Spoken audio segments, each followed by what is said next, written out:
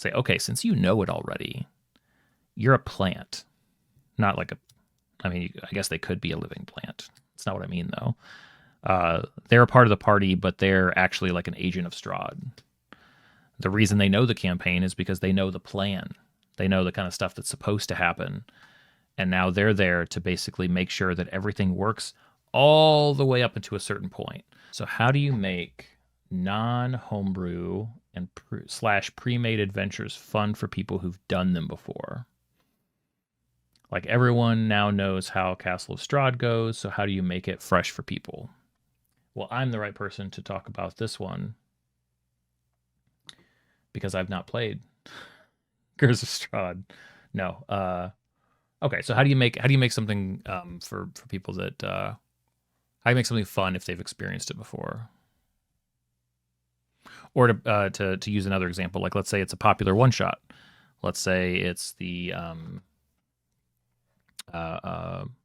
Wild Sheep Chase or a Most Potent Brew, which we were talking about last stream. I think that there's enough to chew on as a player, and there's enough fun to be had at the table that one thing to consider is that like I think a really good show or a really good demonstration that a player is like a veteran player is that they could handle that almost themselves. Like they could be like, "Oh, I've played that before. This will be great." Because at that point you have, assuming that they're interested in this sort of thing, you almost have like a second dungeon master at the table. You have somebody who kind of knows some stuff, and you're obviously probably going to run it differently than they've seen before, and maybe some things will be changed. But their opportunity is like maximizing fun, and maybe they'll focus more on role playing a character and being a part of a group rather than they will like be focused on like solving problems and being the hero all the time. So I think there is an opportunity there, but that requires somebody who's like a pretty mature player who's looking for an opportunity to like help other people have a lot of fun while getting a lot of satisfaction out of that experience. So I think that that's worth calling out. But in terms of like if that's not the case, or somebody's like, oh yeah, you know, I've played that before, that could be an opportunity to, if you're playing something longer. I know I gave the one shot examples as I was thinking about like, okay, in that situation, somebody might just kind of play along and be a supportive player who maybe knows more, but they're not going to let that show. If you're playing something like Curse of Strahd, I would find a fun way to involve them in it. Obviously, this is to taste. Not every table is going to like this. Not every DM is going to like this. But say, okay, since you know it already, you're a plant, not like a. I mean, I guess they could be a living plant. That's not what I mean, though. They're a part of the party, but they're actually like an agent of Strahd. The reason they know the campaign is because they know the plan. They know the kind of stuff that's supposed to happen. And now they're there to basically make sure that everything works all the way up into a certain point. So not as like they're going to screw anything up. No, the plan is not to screw anything up. The plan is to gather information about the party, become their best friend, and when the time is perfect, which I haven't played Strahd, so I don't know what time that would be, spring the trap and, give Strahd the upper hand, become Strahd's spy, exactly. To really like make that, to sell that as like a player thing and not just like some, frustrating mechanic that maybe they don't buy into, tell the player, at the end of the day, when that moment comes, it's entirely up to you whether you turn on the party or not. You could turn on Strahd. It's your choice in that moment. There's going to be a moment that I'm going to give you center stage. You're going to be called out. All of your lies are going to be shown, bared to the table. And then like it's like and then if you want, you can give the dramatic John McCain thumbs down vote if you want and turn things on Strahd and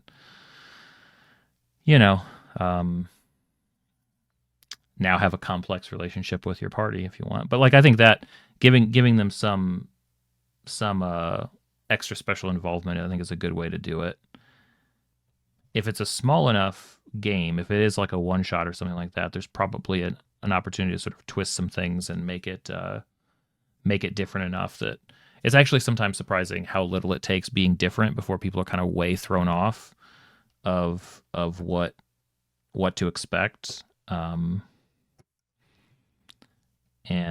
even for something as established as Strahd is, which, again, I don't really know it at all, but you could always say like, okay, well, we're going to start on like a different end of this continent, or a different end of town or whatever. We're going to start from this other perspective, but that takes more work on the DM side. So sometimes the easiest one is just let that player be a spy,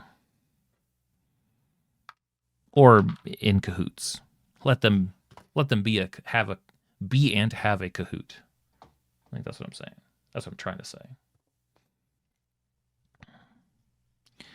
Did you guys ever see a short-lived one-season TV show called Flash Forward? Does that trigger any memories? This would have been like late 2000s, early 2010s, somewhere in there, I think.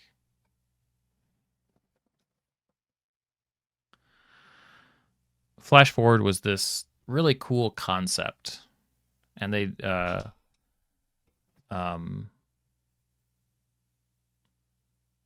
and I don't remember all of the actors. I remember the one guy was Charlie from Lost is in it, far too little. And the basic premise is that everybody on Earth basically passes out for like a couple minutes. It's like 3 minutes or something like that. And then when everybody wakes up, obviously that's like a worldwide like catastrophe, right? And so once they sort of tally and everybody gets things back, they start talking, and everybody sort of figures out that while they were passed out, everybody saw that like couple of minutes. They saw like a vision of themselves, and people sort of, there's enough information to determine that they saw like a year in the future, like 1 year from that moment, give or take. Everybody saw that time. Everybody had like it was like a worldwide flash forward event. And there's all this mystery, and there's all this stuff that happens, and people, things that, who knows about it, shadowy groups, and like, what does it mean? But the central theme of it, which is the much more interesting aspect, and why I wish that it had made it past a one season show, is that most of the stories consist of, well, does that mean it has to happen?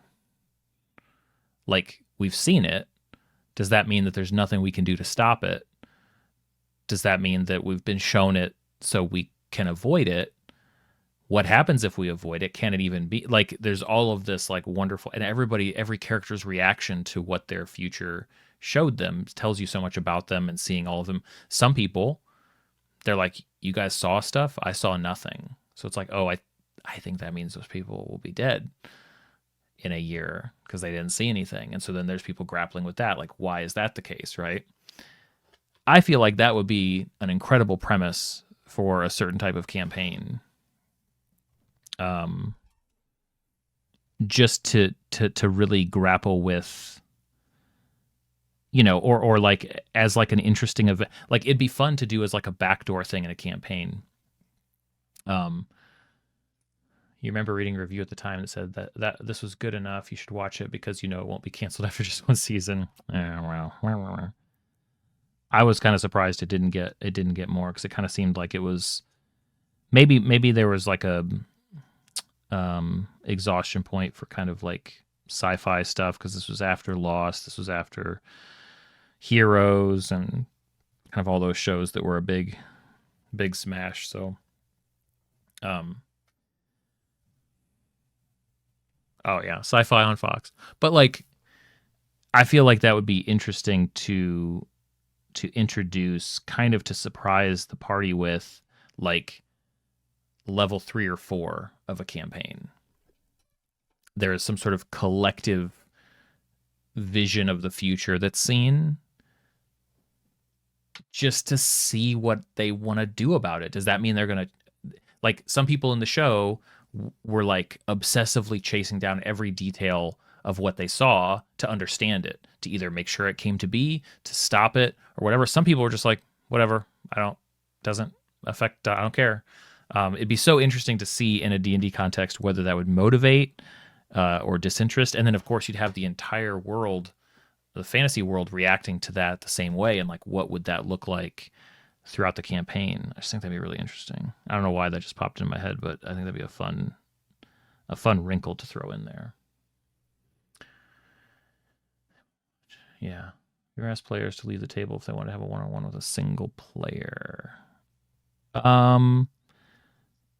Yeah, I've done it. I would say that it's probably rare at this point that I do it, only because it depends on the group. So to me the fun part is if the party is going to sort of like, they want to know, and it's almost like the fun of doing that is for the player who stayed at the table, because everybody else is gonna have fun sort of interrogating to try to find out what happened and hear the story and all that. So if you have a group that's into it, I think it can be fun. But I've also seen plenty of times groups just go like, okay, and they just sort of move on and nothing else comes of it. It's like, okay, well, if I think that there's a chance that it's not going to become like a fun thing for them, I'll just have everybody be at the table and see it, because at least then more people have context of the interesting character stuff going on.